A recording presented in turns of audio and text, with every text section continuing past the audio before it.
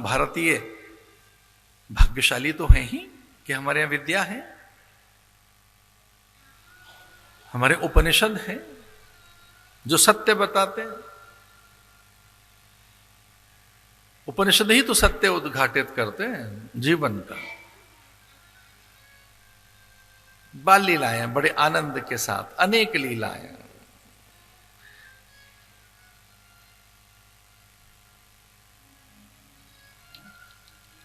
गुरु को अगर ढूंढे कि वो है कहां, तो पहला गुरु मां है। मातृ देवो भव, पितृ देवो भव, आचार्य देवो भव। देवगणनाओं में पहली देवता मां है, पिता। माता पिता पहले देवता है। देव गणनाएं जब करें, हम गुरु का विचार करें कि गुरु है कहां, तो गुरु माता पिता ही हैं।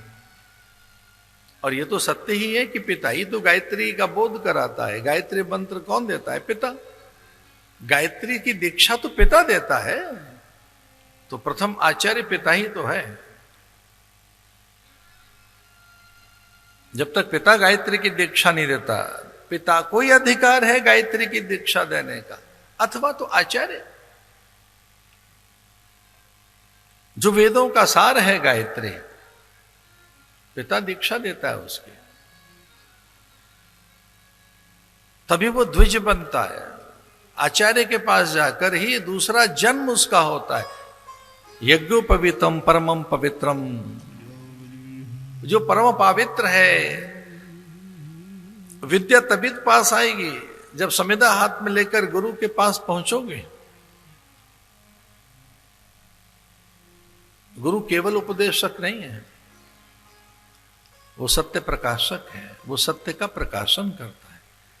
हम बहुत विनय के साथ एक बात कह रहे थे, इसे ध्यान से श्रवण करना। अधिक से अधिक समय अपने गुरु के साथ बिताओ, गुरु के पास बिताओ। वहां से संयम मिलेगा, सदाचार मिलेगा, नैतिकता का बल मिलेगा। भगवान भी गुरु के घर ही गए। गुरु गृह गए पढ़न रघुराई, अल्पकाल विद्या सब पाई। चारों भाई गुरु के आश्रम में, और वहां अरुंधति ने उनका माथा चूम लिया। पर बड़ा कड़ा अनुशासन है, सबको एक समान रहना है।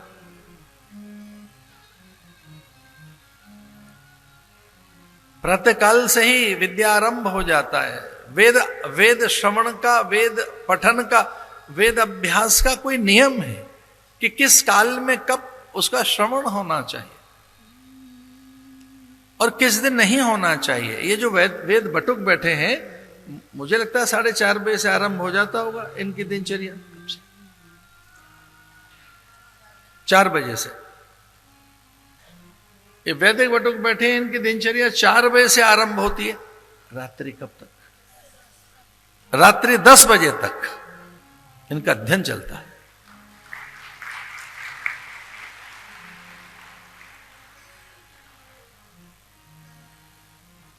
ये छोटे बालक 4 बजे ये वेद पढ़ रहे, वेदों का श्रवण कर रहे, ये वेद पाठी हैं।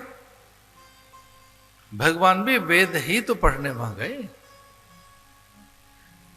गुरु के पास, गुरु गृह गए पढ़न रघुराई, और विद्याध्ययन के बाद वो लौट आए और 15 वर्ष की आयु में फिर से वशिष्ठ ने उनके परम वैराग्य को शांत किया। क्योंकि विद्या ने वैराग्य दे दिया, विद्या ने परम वैराग्य पैदा कर दिया।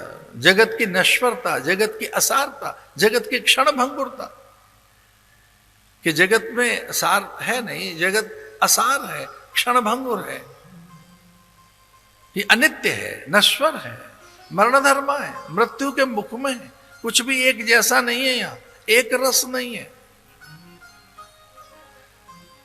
जिस सुख को पाने के लिए हम दौड़ते हैं वो क्षणिक है, जिसे पाना चाहा वो आज तक नहीं मिला है, मरीचिका है। और ये प्राय मरुभूमि में यहां के प्राणियों को होती है।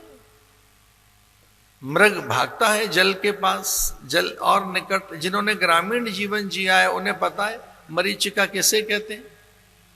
कई बार धूप के समय और रेत कणों में इस प्रकार की भ्रांति हो जाती है सूर्य की किरणों की कि जल है। अंबर से आने वाली सूर्य की किरणें और रेत में उन रजकणिकाओं में जल की भ्रांति पैदा कर देती हैं और भागता है मनुष्य अथवा न जाने कितने प्राणी के वहां जल है। भागता भागता मृग प्यासा सा ढूंढता रहता है, निकट है, दौड़ता है और वो उतना ही दूर और उतना ही दूर होता जाता है। ये संसार के सुख ऐसे ही है, संसार का रस ऐसा ही है। चाखन लाग्यो रुई सी उड़ गई, तेरे हाथ कछु नहीं आयो। ये संसार फूल सैवर को सुंदर देख लुभायो, चाखन लग्यो रुई उड़ गई, तेरे हाथ कछु नहीं आयो। अब क्यों सोच करे मन मेरे, तेने पहले ही ना ही कमायो। सूरदास भगवान भजन बिनु, सिर धुन धुन पछतायो।